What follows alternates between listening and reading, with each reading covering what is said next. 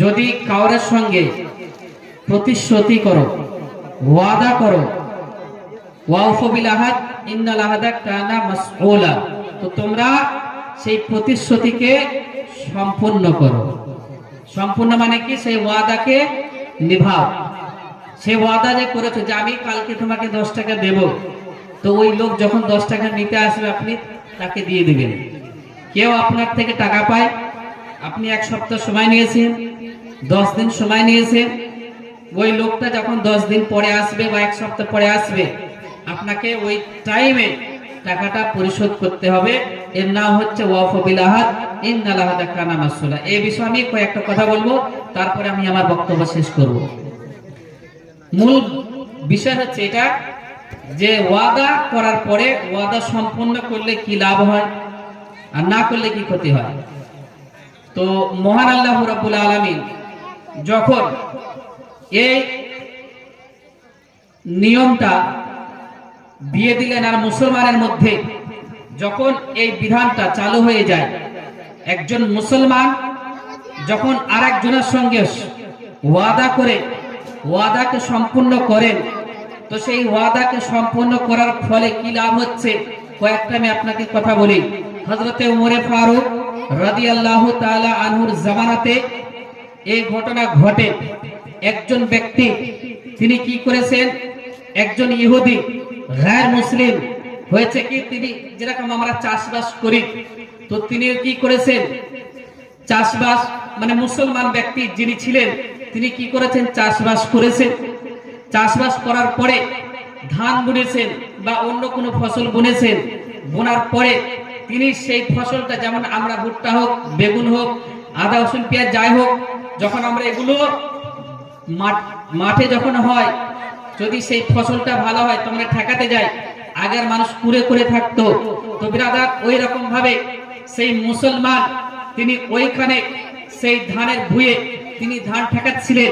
হঠাৎ করে একটা গরু, হঠাৎ করে একটা ছাগল বা উট বা গরু যাই হোক, একটা পশু তারা ভুঁয়েতে গিয়ে লাগে। তো সেই পশুটাকে তাড়াতে গিয়ে একটি ইট হোক, পাথর হোক, ঢিল হোক, সেই জিনিসটা নিয়ে, সেই বস্তুটা নিয়ে যখন আঘাত করার চেষ্টা করেছে, সেই পশুটাকে মারতে গেছে, সেই পশুটা না লেগে একজন ইহুদি ব্যক্তির মাথায় লেগে চোট লেগে তিনি সঙ্গে সঙ্গে সেইখানে মারা গেছে। গরুকে মারতে গিয়ে সেই ইটটা একজন ব্যক্তির গায়ে লেগে, একজন ব্যক্তির মাথায় লেগে সেই ব্যক্তি মারা গেছে। তার জামানা ছিল হযরত উমরে ফারুক রাদিয়াল্লাহু তাআলা আনহুর জামানা। সেই জামানাতে উমরে ফারুক রাদিয়াল্লাহু তাআলা আনহু তিনি এমন ইনসাফওয়ালা বাদশা ছিলেন, এমন ভাবে তিনি কি করতেন, বিচার করতেন। যদি কোনো ভুল নিজের সন্তান করে থাকে, সঙ্গে সঙ্গে সেই সন্তানকে তিনি সাজা দিতেন।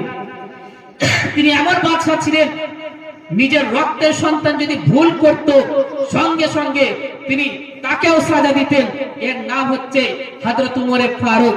তার দরবারে যখন এই মামলা গেল, কি গেছে, দুইজন ইহুদি গিয়ে বলছে, হুজুর ইয়া আমিরুল মুমিনিন, একজন ব্যক্তি আমার আব্বাকে একটি পাথর মেরে তিনি কি করেছেন, মেরে ফেলেছে। যখন এই কথা বললেন তো বললেন, ঠিক আছে তোমরা মামলা দিলেন, কিন্তু যে ব্যক্তির বিষয়ে বলেছেন সেই ব্যক্তিকে হাজির করা হোক। সেই ব্যক্তি কোথায় আছে? বলে অমুক জমিতে, তিনি সেইখানে তার ফসলকে ঠেকাচ্ছে।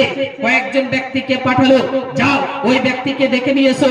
তখন সেই ব্যক্তিকে ডেকে নিয়ে এসে জিজ্ঞাসা করা হলো, এই বান্দা বলো, এই যে ইহুদি দুটো সন্তান, তার বাপ ইন্তেকাল করেছে, তার বাপ যে মারা গেছে, সত্যিকারের তুমি কি এর বাপকে মেরে আঘাত করে কি মেরে ফেলেছো? তখন ওই ব্যক্তি বলছে, ইয়া আমিরুল মুমিনিন, নিশ্চয়ই ওই ব্যক্তির বাপ আমার ইটের আঘাতে মরেছে, কিন্তু আমার নিয়ত ছিল না, আমার নিয়ত এটা ছিল না যে ওনার বাপকে মারবো। আমার জমিতে একটা গরু লাগার ফলে আমি সেই পাথর দিয়ে গরুটা তাড়াতে গিয়ে ওনার আব্বা হঠাৎ করে কোথাতে চলে এসেছিল, আর সেই পাথরটা গরুর না লেগে ইনার আব্বা লেগেছিল, আর এর ফলে তিনি মারা গেছেন। এতে আমার কোনো কিছু করার নেই। তবুও কিন্তু এটা ইসলামিক মজ, এটা হচ্ছে হযরত আমিরুল মুমিনিনের, এটা হচ্ছে কি বারগাহ, তার আদালত। সেই আদালতকে সামনে রেখে তিনি বলছেন যে আমি একজন মুসলমান, যেহেতু আমি আমার ভুল হোক বা নিজে ইচ্ছাকৃত ভাবে হোক, যেহেতু ওনার আব্বা মারা গেছে, সেটা আমার থেকে হয়েছে, যেটা আপনি বিচার দেবেন, যেটা আপনি বলবেন সেটাই আমি রাজি আছি, যেটা আপনি শাস্তি দেবেন সেই শাস্তি নিতে আমি রাজি আছি।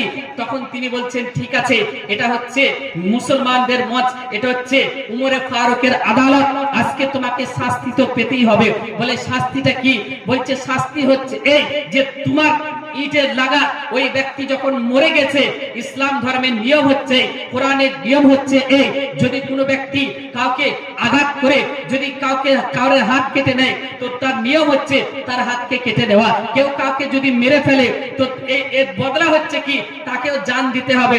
এই ব্যক্তি আজকে তুমি যে কোনো কারণে তোমার থেকে ওই ব্যক্তি মারা গেছে, সেই ইহুদি হোক, মুসলমান হোক, হিন্দু হোক, যাই হোক, আজকে তোমাকে ফাঁসির কাঠগড়ায় চড়তে হবে, আজকে তোমাকে ফাঁসি দেওয়া হবে, যেহেতু তোমার কারণে এর আব্বা ইন্তেকাল করেছে, এর আব্বা মারা গেছে, এই জন্য তোমাকে ফাঁসির কাঠগড়াতে চড়তে হবে।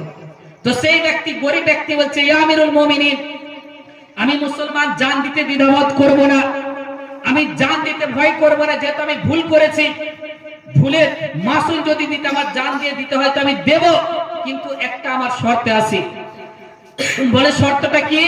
বলছে শর্ত হচ্ছে আমার বাড়ি এখান থেকে একটু অনেক দূরে, কিন্তু আমার কাছে দুইজন এতিম বাচ্চা মাল রাখা আছে, তার আব্বা ইন্তেকাল করেছে, আজকে আপনি যদি আমাকে এখানে ফাঁসি দিয়ে দেন আর ওই যে এতিম বাচ্চার মাল আমার কাছে আছে, সেই মালগুলো ওই এতিম বাচ্চারা যদি না পায়, কাল কিয়ামতের দিনে আপনাকে কিন্তু এর জন্য জবাবদিহি করতে হবে। হযরত আমিরুল মুমিনিন তিনি কিয়ামতের কথা ভেবে, হাসরের ময়দানের কথা ভেবে তিনি থমকে গেলেন আর জিজ্ঞাসা করছে ঠিক আছে তুমি এমন একটি কথা বলেছো, যেহেতু কাউরের মাল যদি কেউ হরপ করে খেয়ে যদি মারা যায় তাহলে হাসরের ময়দানে তাকে কঠিন শাস্তি দেওয়া হবে, এই চত্ব ঠিক আছে, তোমাকে এর চত্ব তোমাকে একটা কি করতে হবে, তোমাকে ছাড় দেওয়া হবে, তোমাকে যেতে দেওয়া হবে, তুমি এইখান থেকে যাবে আর ওই গরিব ওই মিসকিনের মালগুলো তুমি দিয়ে আবার এইখানে চলে আসবে। বলছে তুমি কি আসবে? বলছে হ্যাঁ আমি আসবো। বলছে এর কি গ্যারান্টি আছে? আমি তোমাকে চিনি না, তুমি আমাকে খুব ভালোভাবে জানো না, কিন্তু আমি কি করে বুঝবো যে তুমি এইখান থেকে চলে যাবে, চলে যাবার পরে তুমি আবার এসে ফাঁসির কাঠগড়াতে চড়বে? কেউ যদি ব্রাদার কোনো ব্যক্তি জানে যে আজকে আমার বাড়িতে ডাকাত পড়বে, সে কিন্তু সারা রাত ঘুমোতে পারে না, কিন্তু একজন মানুষ যদি জানে যে আজকে আমাকে কাঠগড়াতে চড়তে হবে, ফাঁসির দড়া আমার গলায় ঝোড়ানো হবে, সেই ব্যক্তি যদি সেইখান থেকে ছাড়া পেয়ে যায় তাহলে সে কি আবার ফেরত আসবে? কখনই আসবে না। তো আমিরুল মুমিনিন বলছে না না, হতে পারে না, এইখানে এত বড় আদালতে তোমাকে যদি ছেড়ে দিই, তুমি যদি না আসো তাহলে কাকে ধরে পাবো? ঠিক আছে, এই মঞ্চের মধ্যে, এই আদালতের মধ্যে তুমি একজন ব্যক্তিকে কি করো, তুমি একজন ব্যক্তিকে জামিন করে যাও, তুমি এর মধ্যে থেকে একজনকে বেছে নাও, বেছে নেওয়ার পরে তুমি তাকে রেখে যাও, তুমি যদি না আসো তোমার পরিবর্তে তাকে ফাঁসিতে চড়ানো হবে। কোন ব্যক্তি আছে মেনে নেবে? তাকে কেউ চেনে না, জানে না, আর সে যদি বলে যদি আমি না আসি তো তুমি ফাঁসির দড়িটা নিজের গলায় ঝুলিয়ে নিও। আজকে নিজের মা বাপ নিজের